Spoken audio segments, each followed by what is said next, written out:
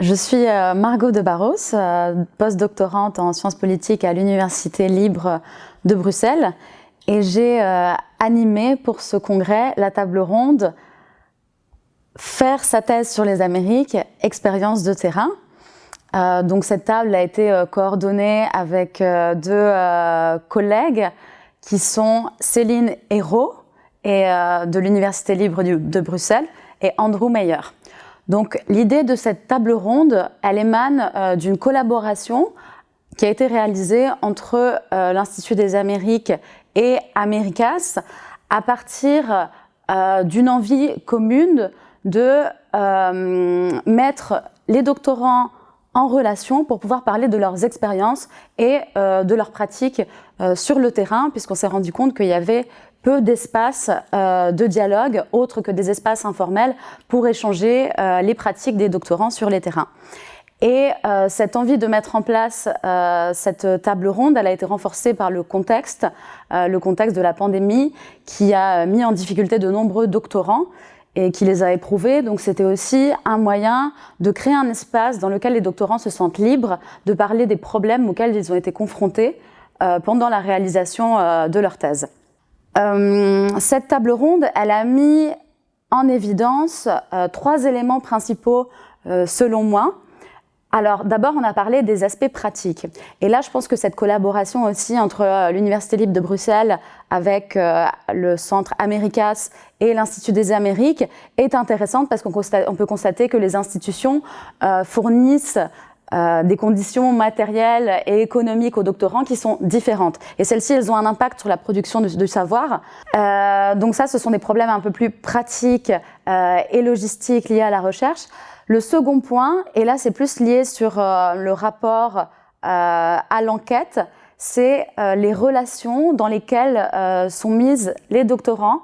lors de leur enquête de terrain. Donc, c'est-à-dire les rapports de pouvoir qui peuvent se présenter entre eux et leur enquêté,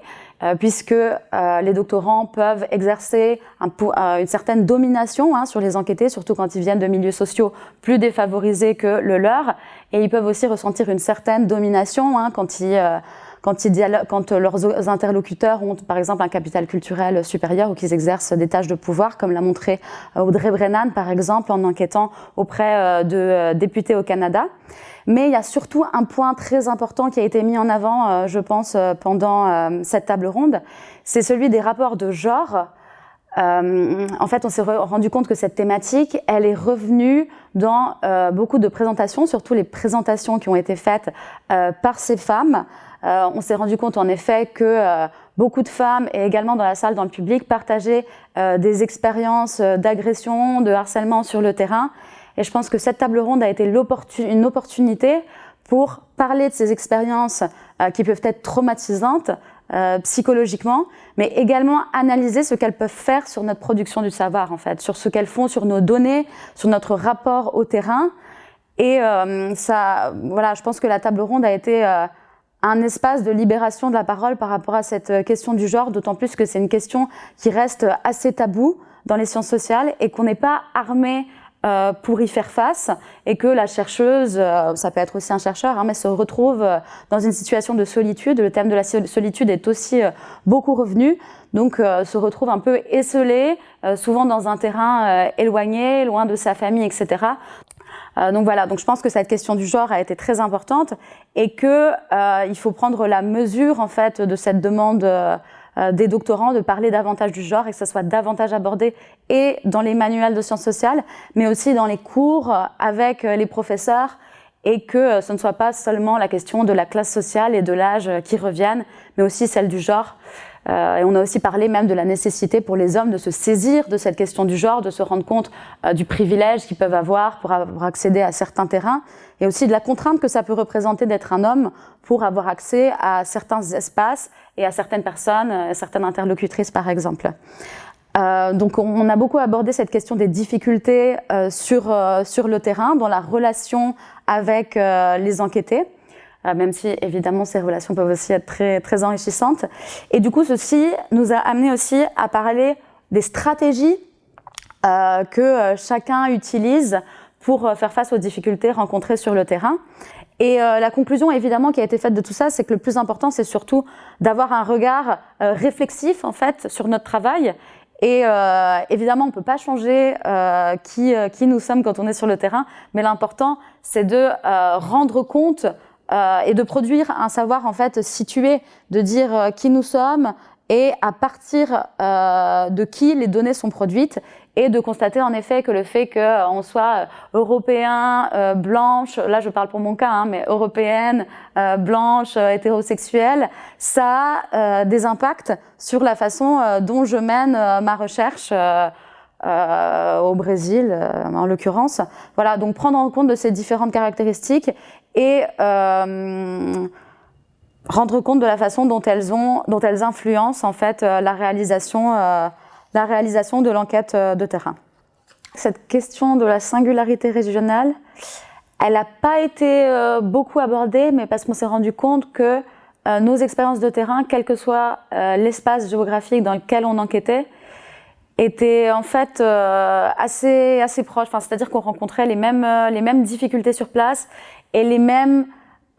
problèmes dans les rapports de pouvoir. Bon, ceux qui enquêtaient auprès de milieux favorisés dans les Amériques, par exemple Audrey Brennan, en Amérique du Nord, pardon, auprès des députés, ou encore Alexandre Ferrer qui enquêtait sur une revue de littérature avec une personne surtout au capital culturel. En effet, ça n'est pas tout à fait les mêmes enjeux en fait, puisqu'ils sont confrontés à des personnes qui sont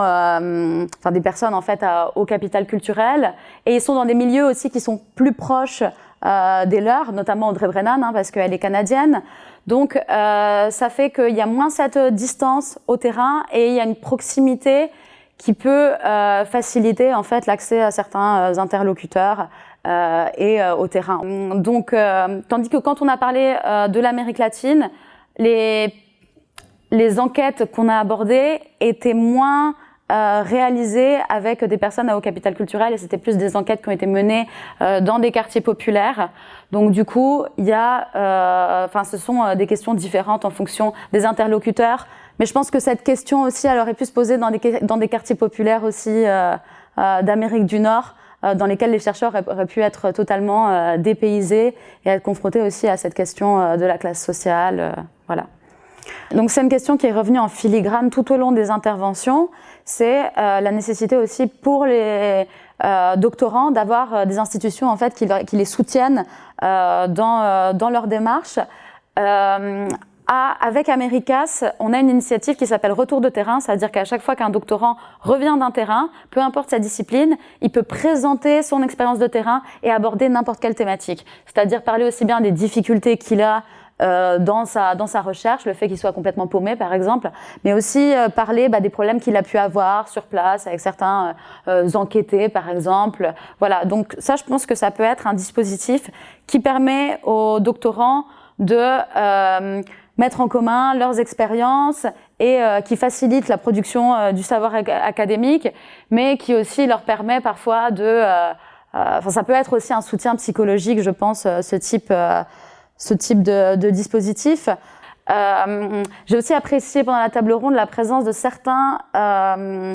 professeurs ou maîtres de conférences et qui ont parlé aussi de leur lien au doctorant en fait, et des outils qu'eux aussi pouvaient utiliser pour leurs doctorants. Donc je pense aussi que cette table ronde elle a permis aussi de leur faire prendre conscience des difficultés que les doctorants ils ont sur place et de pouvoir mettre en place certains outils pour les aider.